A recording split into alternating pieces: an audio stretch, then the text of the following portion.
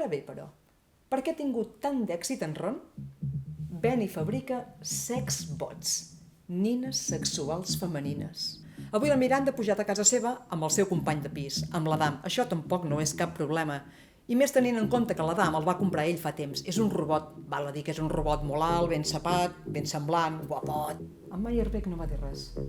Sabia que hagués estat impossible, ni tan sols enfilar dues paraules seguides. Des de ben petit, cada cop que havia de dir alguna cosa important, ell mateix es trebava, caquejava, les tinc al cap, les dones les tinc al ventre, les dones sota el ventre les tinc a les dones.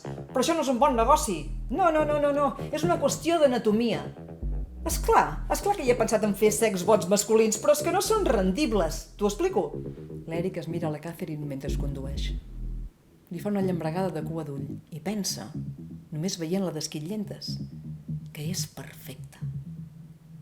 En tot el temps que fan aquells serveis plegats, mai l'ha sentit queixar-se de res. És ideal.